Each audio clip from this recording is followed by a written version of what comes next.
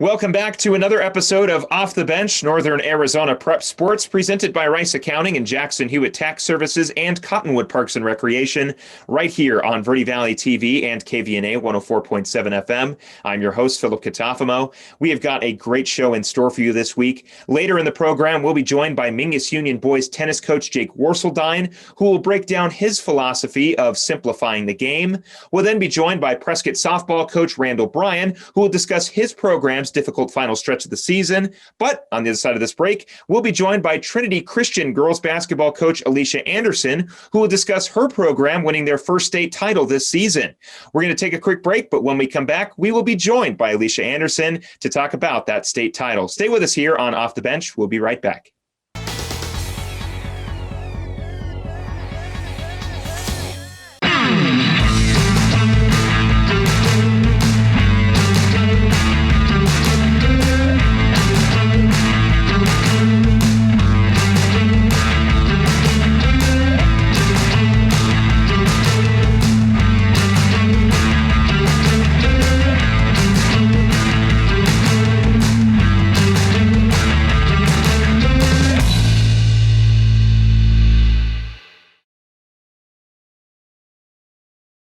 Two things we can count on every year. A new set of tax rules and great weather here in Northern Arizona. Jackson Hewitt Tax Service, locally owned and operated by Lewis Rice since 1997, is here for you all year long. Your neighborhood Jackson Hewitt Tax Office will help you in all of your taxing situations. Electronic filing is always free with your tax preparation at Jackson Hewitt Tax Service. Get more in return. Call 1-800-234-1040 for an office near you.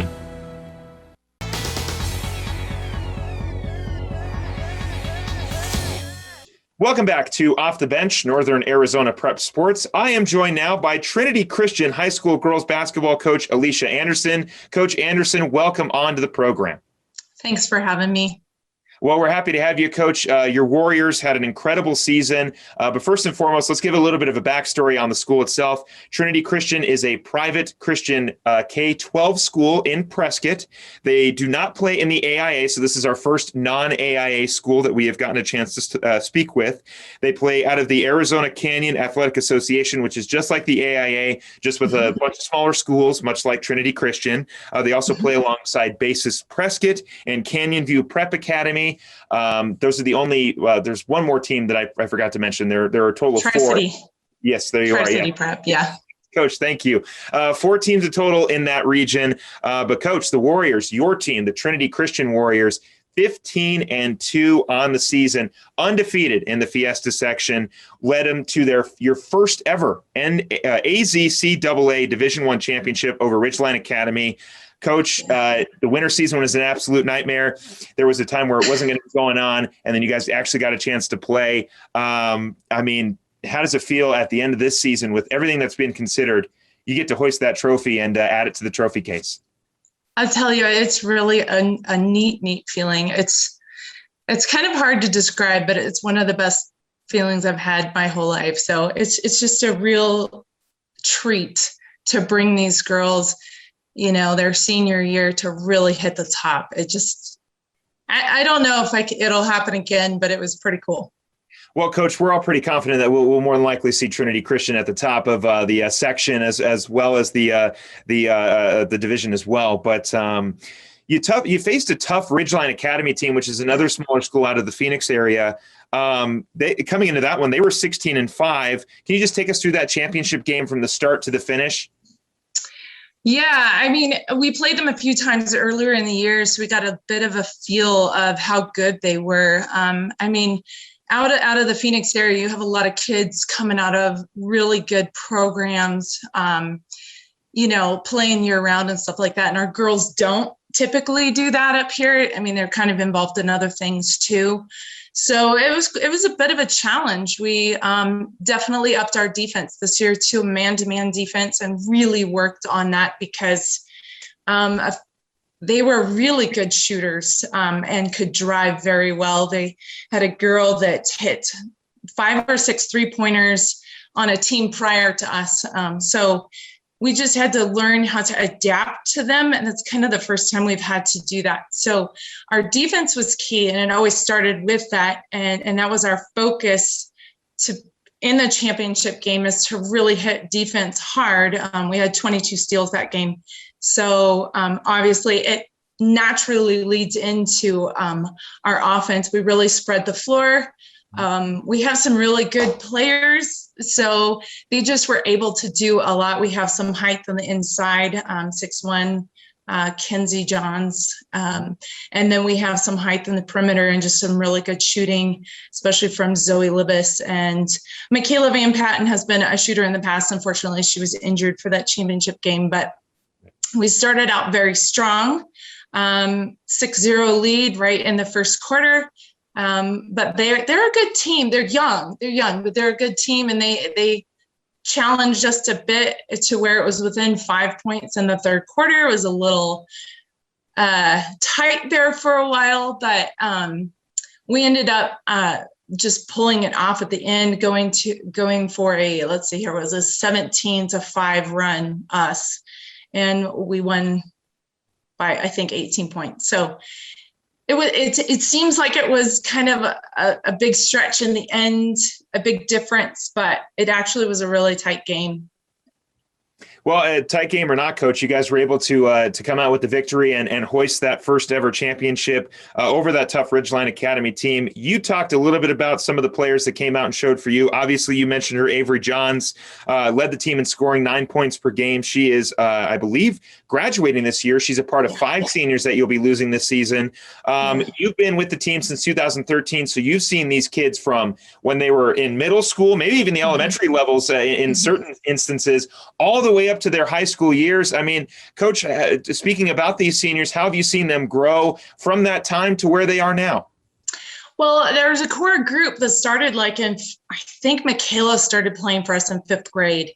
And there was just a core group, Addie Roberts, Trinity Seidinger, Emma Schelleberger, and Michaela Van Patten, that they won junior high championships together.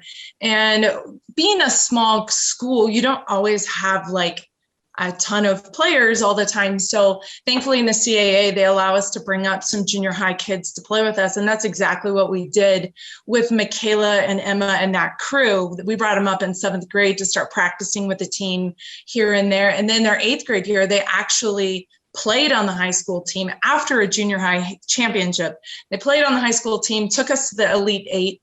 It was just so fun to watch those girls back then, and then just keep them all together. We kept working as a team to finally get it their senior year.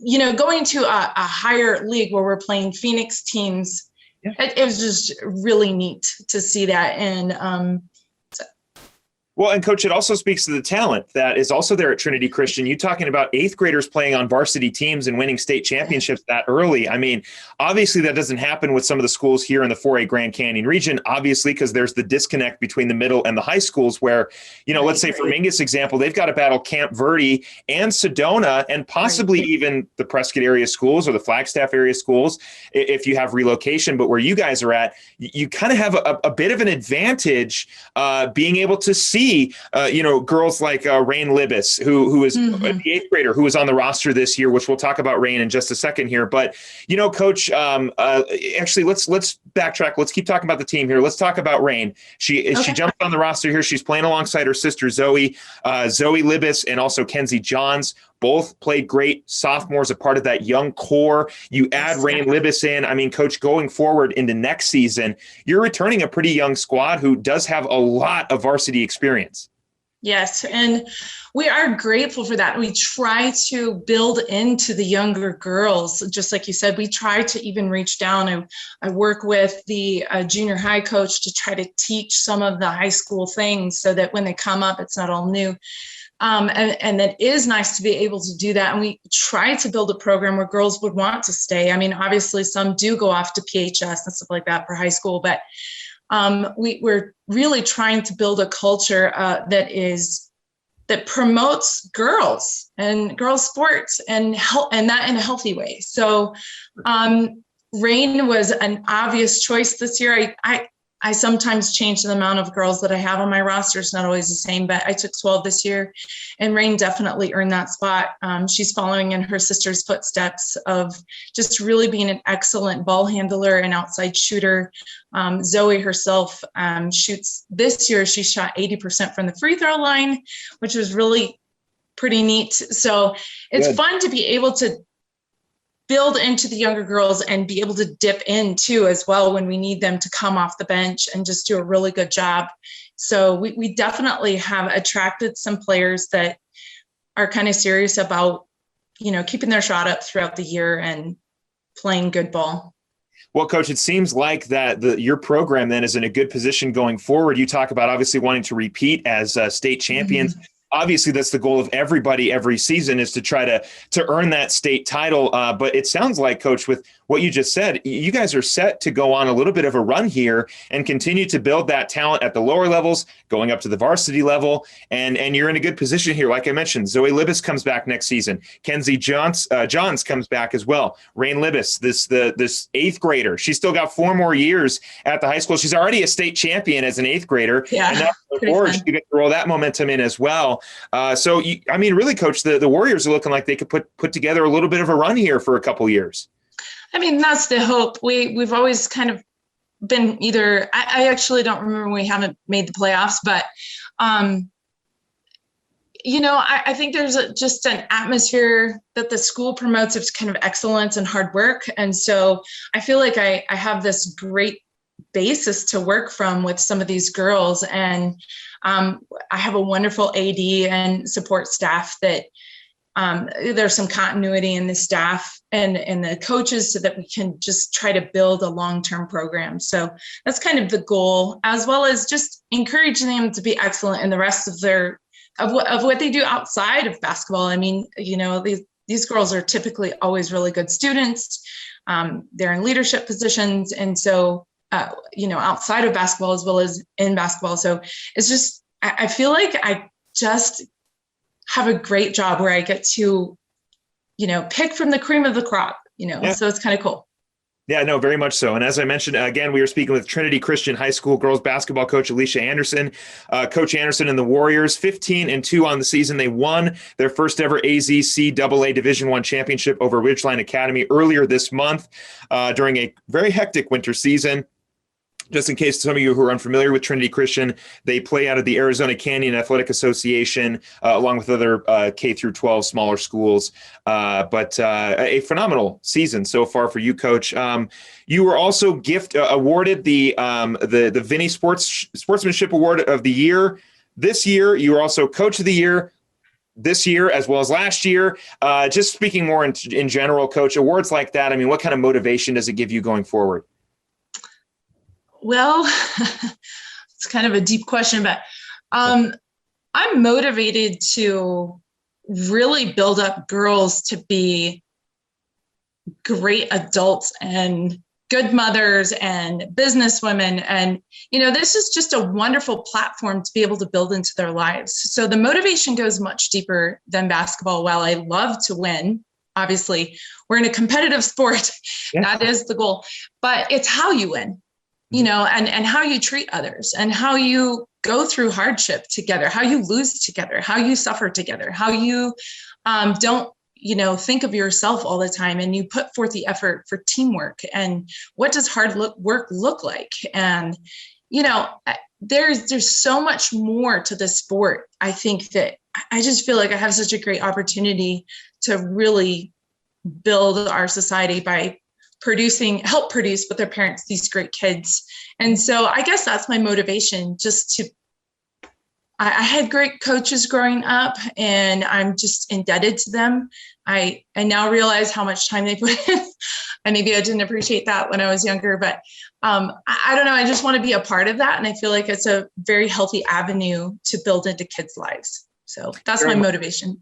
Yes, and Coach, we've spoken to a lot of coaches here, obviously more around the 4A Grand Canyon region, or just more the 3A or 1A schools in the AIA.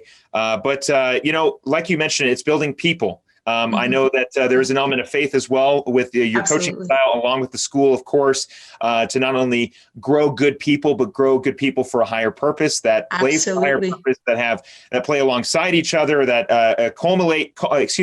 that come together and create something like this. A phenomenal season for you, Coach. Again, 15-2 this year. The Warriors were able to capture their first AZCAA Division I championship against Ridgeline this month. Coach Anderson, I want to thank you very much for coming on the show. We are out of time, but I can tell you we'd love to bring you back on and talk more about the off-season plans, growing this program one great player at a time. Coach Alicia Anderson, thank you very much for coming on the show. Thank you. We're going to take a quick break. When we come back, we'll be joined by Mingus Union boys tennis coach Jake Worseldine. We'll talk about the Marauders on the other side of this break. Don't go anywhere. Off the bench. We'll be right back.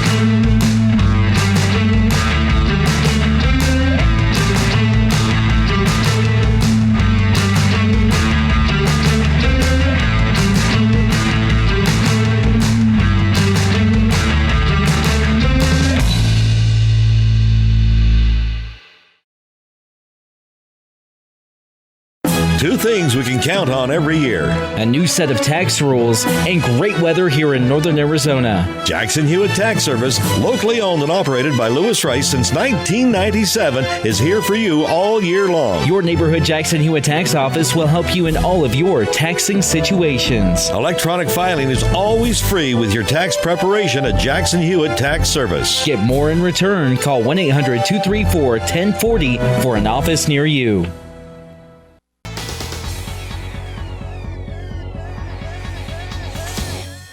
Welcome back to Off the Bench, Northern Arizona Prep Sports. I am Philip Catafamo, and I am joined by Mingus Union boys tennis coach Jake Worseldine. Coach Worseldine, welcome onto the show. Thanks for having me. Well, we are happy to have you. You are a former Marauder, graduating from Mingus in 1995. You came to Cottonwood, not from a different area in Arizona, not from a different state, but an entirely different country. Coach, can you tell us a little bit about your move from across the pond over here to the Verde Valley? Yeah, well, that's pretty much what we did. The family made a decision when I was young and my brother was young to move from England to Sedona. And that was in 1993. And I played a lot of tennis over at the Sedona Racket Club with Larry Lineberry. Went to Mingus. Pretty crazy jump from over the pond. How was that culture change for you? Because, I mean, obviously there's a time difference. There's a cultural difference. I mean, for you, did you adapt well to sort of like American culturisms and some of the stuff that we do, or was it a pretty easy transition? No, it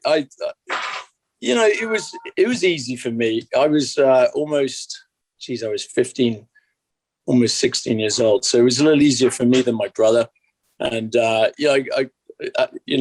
in school, all the kids sort of loved the accent sort of thing. So it was more of a sort of a fun thing for everyone.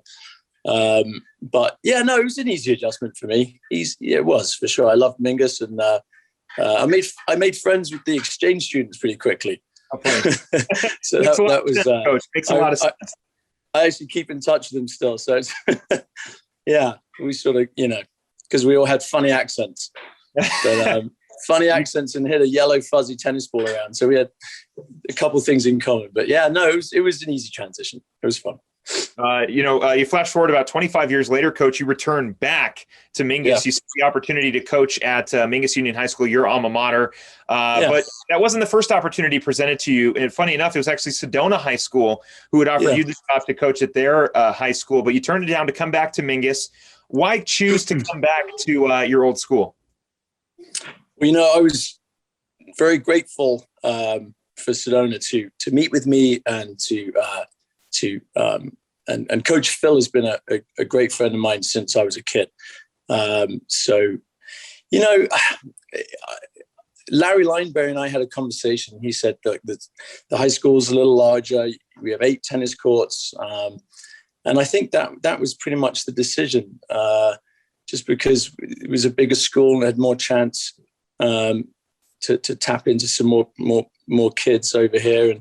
And it just made sense. We moved to the area, we're just down the street from the school. So sort of logistically, it made a little bit more sense to be closer.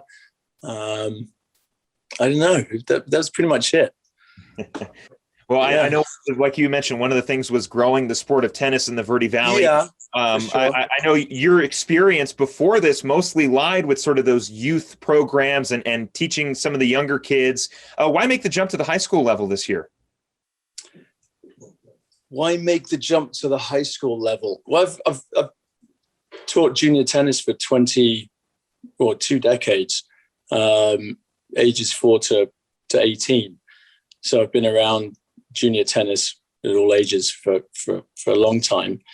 I like developing junior tennis players. I like sort of starting off scratch. You know what I mean? So that's sort of my passion. I love to bring my teaching to complete beginners. That's what I like to do, and build it up from there. Start at the ground. That's what I enjoy as a coach. So, I tried the college route, and that was a lot of fun, obviously. And I had some success in Rhode Island with the college team, along with a friend of mine. But I just, I've had 4 brand new kids this season. And yesterday, one of the kids that just started tennis a month ago almost won his first match. And that was pretty exciting for him and all of us standing around watching.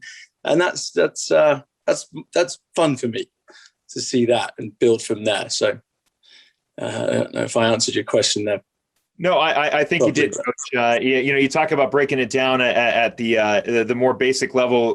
Hit those more simple terms. Your coaching philosophy is less talking, more fun and easy demonstration, so people of all ages can learn the game quickly. Exactly. And I want to ask, obviously it works well with players who are underexperienced. You talk about having one of the players who just really picked up the sport of tennis for the first time ever and won his first match. But I want to ask, can you translate that same, or let me restructure this question a little bit differently. When you're dealing with a more experienced player who has already kind of gone through more of those fundamentals and stuff, how do you approach that? Do you still kind of take it back a few steps, or are you more focusing on different things? With a more experienced player? Yes, sir. Well, you just have to see what their weaknesses are and their strengths are, and go from there. And with the progressions that I've learned over the years to help more advanced players reach the next level. I mean, it just depends on the individual.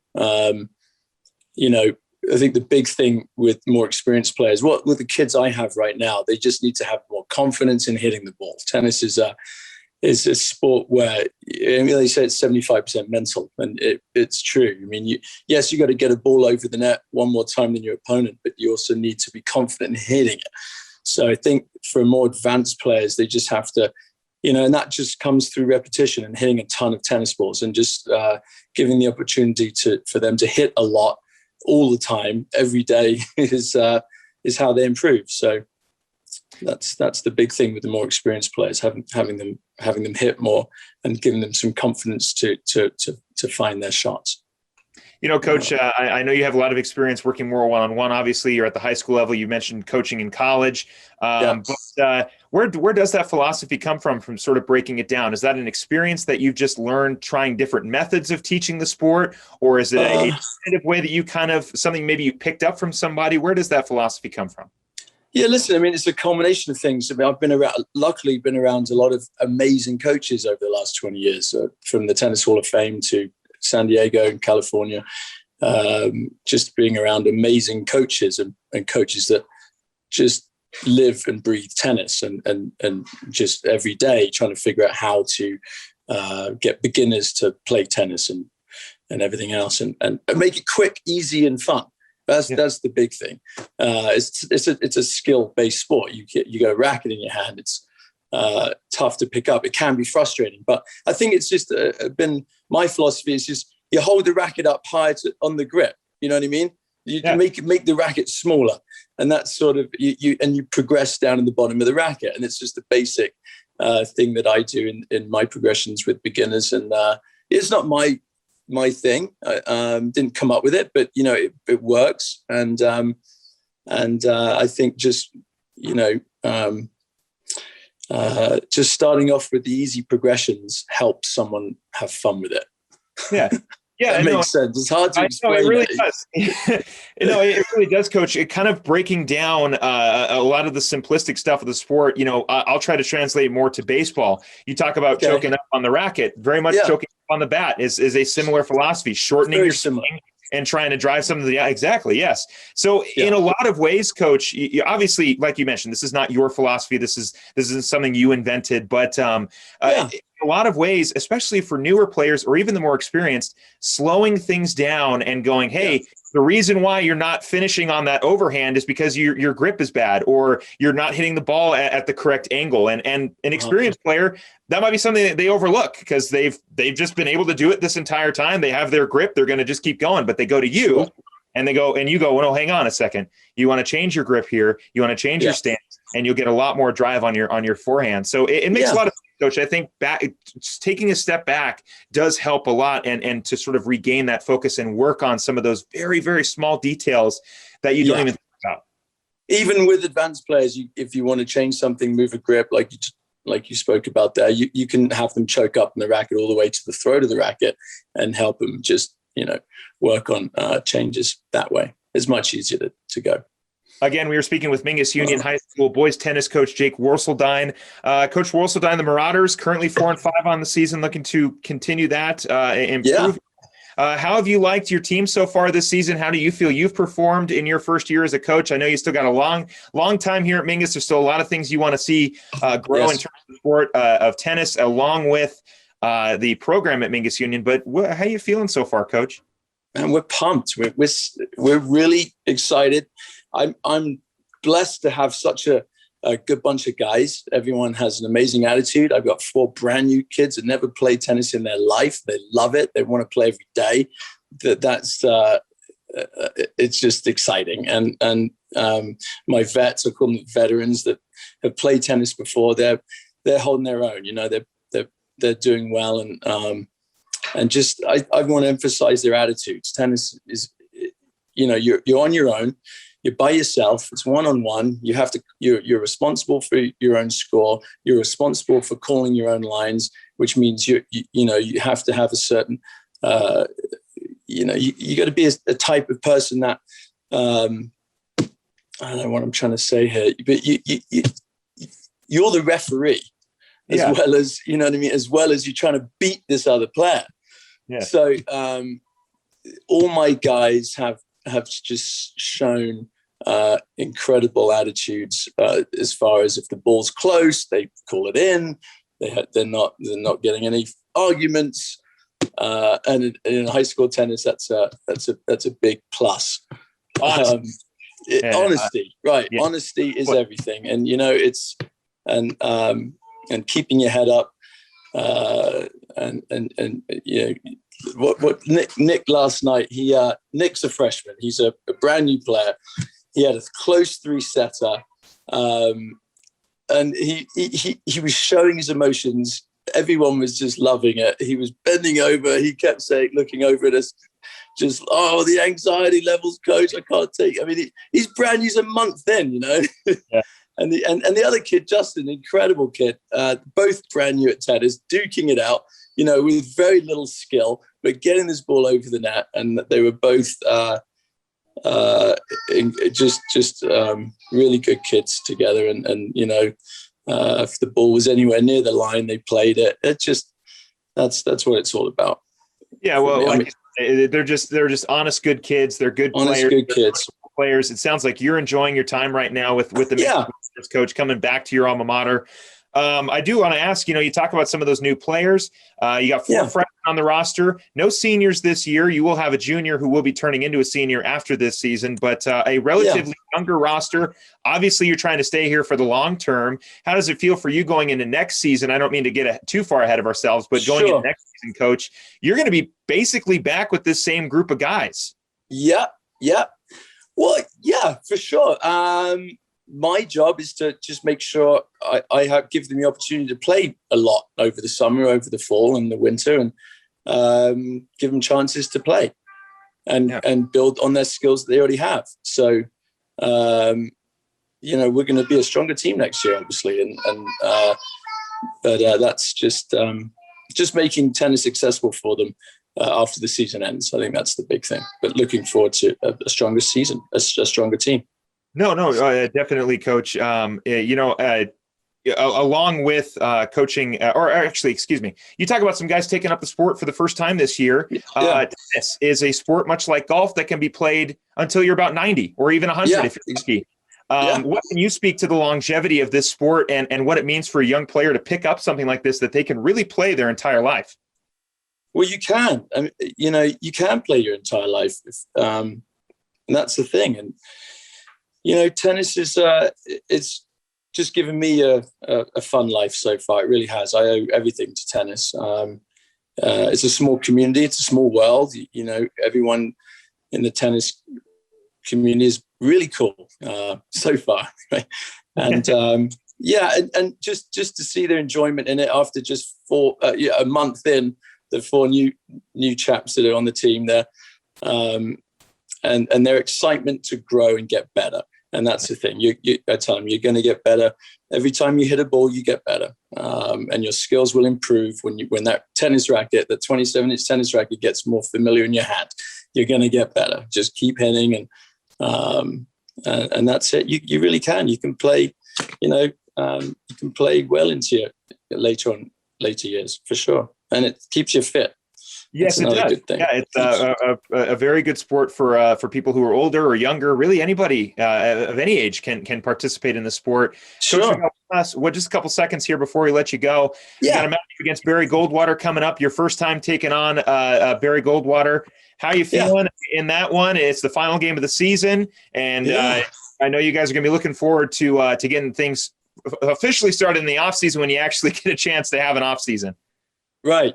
No, we're excited. The season's gone really quickly. Barry Gold, I don't know anything about the team. I don't know anything about the team or the players. I know their record. I feel like we have a good chance against them. The top 3 are pretty strong. But, our chaps have a good chance in getting a win in all the lineup. So we're excited. We're excited to go into it. Well, we're excited. At the end of the day, they're just playing a tennis ball. I keep telling them, don't worry about who it is. You're playing a yellow fuzzy ball. Get over the net one more time than your opponent, and you'll do fine. Well, that's it. We're happy to have you back in the Verde Valley, coaching for the Marauders. I'm excited. Goes. I know we didn't get a chance to touch upon it, but I know you've got some plans for the program going forward that we're all excited to see happen. Coach Jake Worseldine of Mingus Union Boys Tennis, want to thank you very much for coming on the show this week, Coach. Thank you so much for having me. Really appreciate it. Thank you. Of course. Yes, no, of course. When we come back, we'll be joined by Randall Bryan, the head coach at Prescott High School for the softball team. Stay with us here on Off the Bench.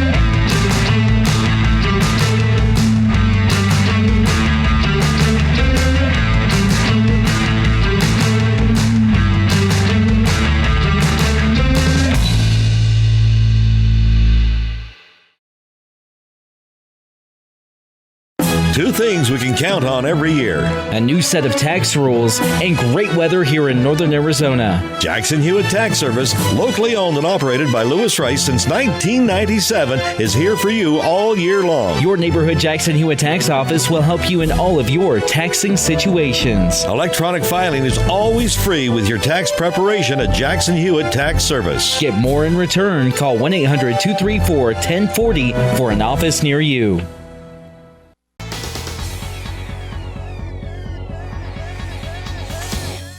Welcome back to Off the Bench, Northern Arizona Prep Sports. I am Philip Catafamo, and I am joined by Prescott softball coach Randall Bryan. Coach Bryan, welcome onto the program.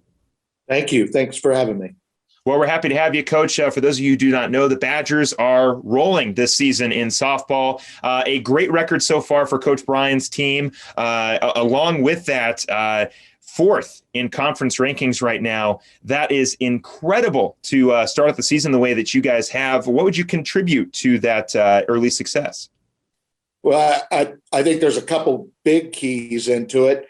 This year, more so than in many years past, we have a lot of depth in pitching, but we just have depth throughout the lineup. I don't think I've had good teams with a core of good players. We go probably 11 or 12 deep. It's a good problem to have as a coach.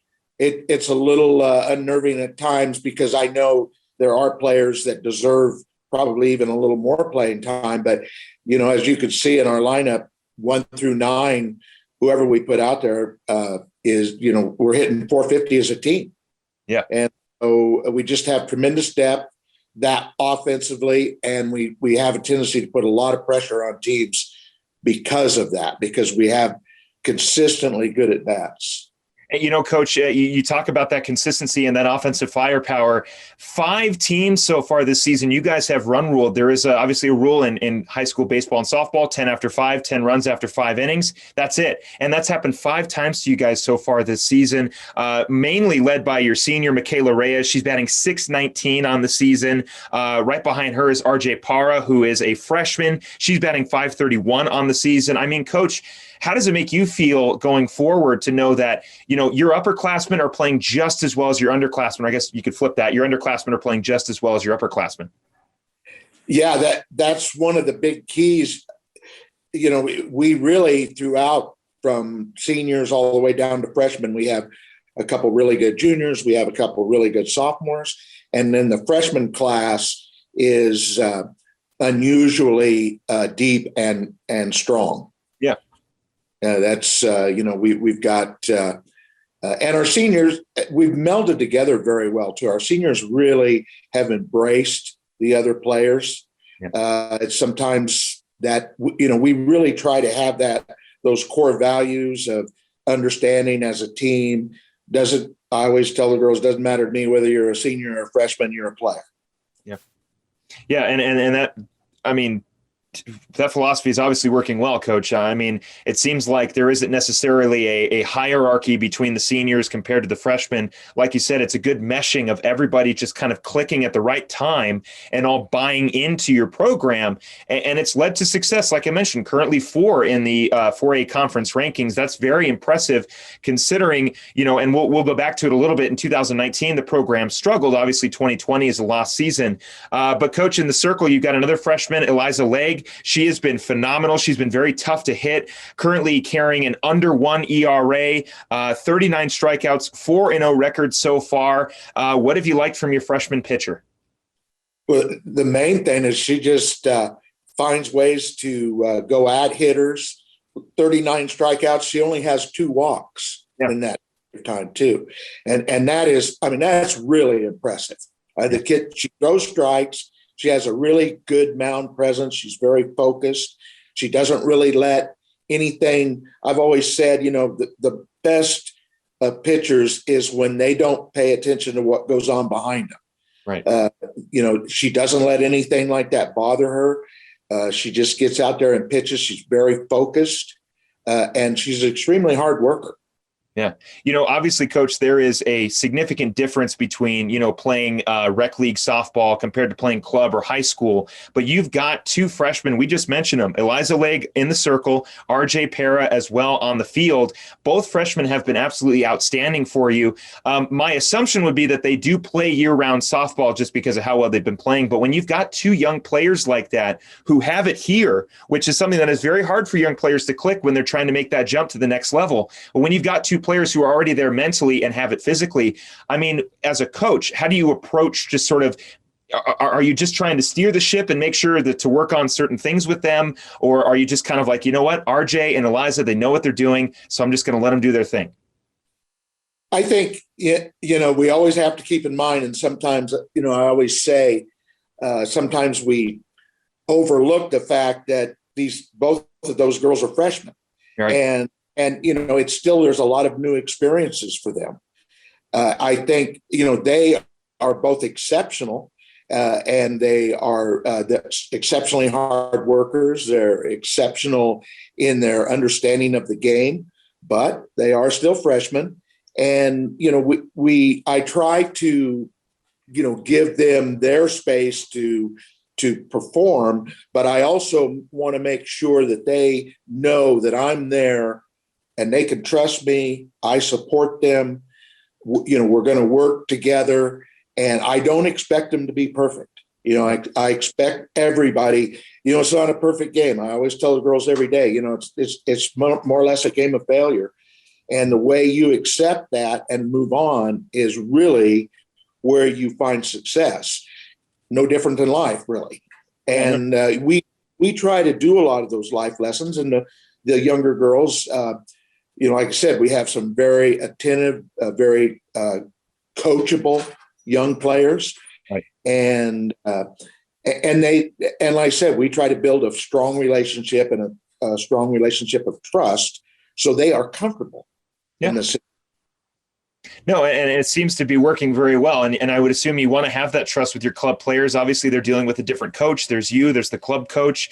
And it seems like you do a great job of understanding that there is a bit of a separation there, but you're not here to change the way they play. You're just here to make sure that when they're on your team, they're just playing at the best level they can going forward. And I want to jump back a little bit, Coach. You started in 2016, but in 2019, the program went through a bit of a lull. 3-15 in 2019. Obviously, 2020 a bit of a lost year because of COVID. But you come back in 2020, and Coach, I mean, the program is right back where they started, when you started. I mean, realistically, in 2016, you had a great program. We'll talk about that 2016 team here, but in 2021, I mean, considering what we just talked about, what kind of confidence do you have going into the playoffs? Well, we have a lot of confidence, actually. And, we have a lot of expectations. With that, we also know that we have a huge challenge ahead of us, because there are some really good teams. There's some good teams down in Phoenix, that in that 4A, you're always going to find, there's probably a half a dozen what I would call consistent powerhouses in that conference. And we realize that, it's going to be a battle every game. Right. Coach, you kind of talked about it a little bit. You alluded just a second there, but and we'll talk about the matchups coming up. I know you've got basically all 4A Grand Canyon opponents coming up at the tail end of your schedule here, but let's talk a little bit about that competition within the 4A here in Northern Arizona. The region itself carries a lot of strong talent, your program included. I know Bradshaw took a little bit of a step back this season, but they're usually very strong. Coconino is a team that you can't really sleep on. Flagstaff as well. I know Mojave's struggling a little bit, and of course Mingus, who is currently number 1 in the region right now, right in front of you guys who are currently sitting at number 2. So, Coach, you've been around the conference for a little while here, obviously. Just in terms of the competition and the talent, how tough is this region year in and year out? Well, I keep saying that this is obviously one of the toughest regions in the state in 4A. Back in, when you look at it, even in 2019, when we didn't have a very good record, but if you look at it, there were, I believe, 4 teams in our region that were in the top 12 or 15 in the state. Right. And so every day you're playing, someone that is extremely tough. Mingus, Bradshaw at that time, Mojave had a good team back then. We didn't have a very good record, but we were playing some very difficult teams too. Yeah, and let's talk a little bit more about those teams coming up on the schedule. Obviously, this week you wrap up your series against Flagstaff. Next week you take on Bradshaw Mountain. The following week from there, you've got the big matchup, which we'll talk about in a second here, against Mingus. I mean, it's more than likely going to be a matchup that decides the region. Coach, I want to ask you, do you feel like your team's toughest challenge has yet to come? Absolutely. I've said, and we've talked about it with the players from the very beginning. The region is extremely difficult. Even when a couple teams are down, there's always going to be 2 or 3 teams in our region that see a lot of success, that have excellent teams. And we're starting to get into that group with Flagstaff. I've said before, Bradshaw obviously is a little bit down from where they were a couple of years ago, Right. but they are a rival, and they will come to they will expect to play their best game against us, and you know, they got a lot of good kids over there, and you know, they're going to be tough. And like I said, the rest of the season we don't get a lot of breaks. No, not at all. And, you know, like you said, Bradshaw, even though they're struggling, they're still 7-4 on the season. Flagstaff, you can argue, has taken a bit of a slight step back. Nothing crazy. They're still going to probably be a playoff team, but they're 8-2. And as I mentioned, you know, Coach, coming up at the end of the season, you take on the Mingus Marauders, much like your team. They're also having very similar success. They're currently number 2 in the state, currently in the 4A.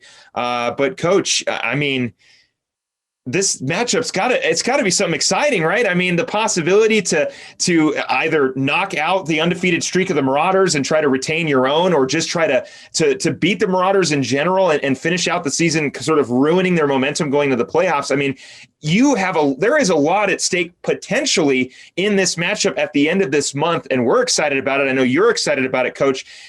I mean, would you say this is the biggest matchup so far this season? I know you still got to play Bradshaw, but I mean, with everything on the line with could be with Mingus, I mean, how excited are you to take on the Marauders with possibly a region title on the line? Well, it is potentially, you know, like I said, we try not to get ahead of ourselves. Flagstaff is going to be difficult. Right. Bradshaw is going to be difficult, but potentially we're looking at quite an interesting matchup there with Mingus. John Brown, the Mingus coach, and I are good friends, known each other for a long time. I have great respect for him. They're always a very well-coached team, and they get a lot of really good players. They have a couple club teams from some of those areas that a lot of those girls spend a lot of time, a lot of hard work, and they always come up with a really good team. And like I said, they're always ready. They're always prepared to play. And I would certainly expect that, and especially in that situation, you know, I know it could be very interesting. Yes, it very much could be. Let's talk a little bit about club players. When you're building your roster, are you finding a lot of those year-round softball players, or are you getting sort of a mix of multi-sport athletes, people picking up the game for the first time? Where would you sort of gauge the talent level that you get to look at every season? Well, I think in our program overall, we really welcome all, and you know, we like multi-sport athletes. We like players that want to come in and you know, maybe don't have all the experience. Usually at the varsity level, you're going to find some mixture. We have some club players, very good club players. We have some just extremely good athletes too that are multi-sport. Elle Long, a sophomore on our team. She plays 3 sports. You know, our center fielder, Dana Seavey, plays basketball and softball, and, you know, excellent player. We do have a lot of just really good athletes that play a lot of other sports. You know, a lot of soccer players, especially that come out, and soccer's been Great program. been pretty good. So, no, we get a lot of them, and they have a good understanding of competing, and they also have a very good understanding of hard work and team, right, which is really helps. And I encouraged a lot of the girls to play other sports. You know, I think it's a good, you know, it allows them a good way to sort of get a better rounded way in athletics. Well, Coach, I got to say, I love your guest star popping up here in the last second. Yeah. Coach Bryan's dog has popped up on the screen for those of you who are listening on the radio side of things. A gorgeous dog. What kind of breed dog is that? She's Australian Shepherd. Oh, how adorable! Her name? Yeah, she's like our kids. Whenever we're doing something with this and not focusing on them, they got to make sure and intervene. Let us know that they're still here. So What's the dog's name? Mia. Mia. Okay. Uh-huh. All right. Well, Coach, I got one last question for you and Mia. In terms of the long-term success, you're only graduating a handful of seniors this year. Like I mentioned, when you're looking down, up and down the statistics, you're getting a lot of great play from your juniors, sophomores, and your freshmen who we mentioned. How are you feeling about the long-term success of this program going forward into next season? I know we're not done with this year yet, but you're going to be returning a lot of great players back next season. How are you feeling about that crop of players coming back in 2022? I think it's a very exciting time for Prescott softball. We've got a lot of players that are young and still have a lot ahead of them, and they are very dedicated and very receptive to the team concept. And I think that they have the potential is really could be special for them. And I think, I think they realized a little bit of that, and we talked about it a little bit. But it's a little different in the club and this. You're playing for your school, you're playing for your team and your teammates, and sometimes the club some of that gets a little bit separated. Right. But I really like where it's headed, and some of these, all of the players, I really think we have. As far as attitude is really good, but I think some of these younger players are really going to step up and can make the program special. Another girl that comes to mind is our catcher, sophomore Ava Havacek. Just a smart player, a great teammate, and in a great position to make us better as a catcher, because she is a catcher, and I think sometimes that gets overlooked. Yeah, but she helps our pitchers. She helps everybody. She helps me. She, talks to me all the time, has a very good understanding of the game. Coach, you do have a great group of players right there. The Badgers currently undefeated on the season so far. They're getting ready for a 2-game set against Bradshaw Mountain. Coach Bryan, I want to thank you very much. Prescott High School girls softball coach Randall Bryan and his dog Mia. I want to thank you both for coming on the show this week. Best of luck going forward, Coach. Thank you very much. Thanks for having us. Well, that's going to do it for this episode of Off the Bench. I do want to thank Jake Worseldine of Mingus Union Boys Tennis, Alicia Anderson, the girls basketball coach over at Trinity Christian in Prescott, and of course, the gentleman there on your screen. You just heard him a few seconds through your ears, Coach Randall Bryan of Prescott High School softball. They got a great matchup coming up against the Bradshaw Mountain Bears. That is going to do it for this episode of Off the Bench. I am your host, Philip Katafamo, wishing you a great rest of your week, and we'll see you again next time.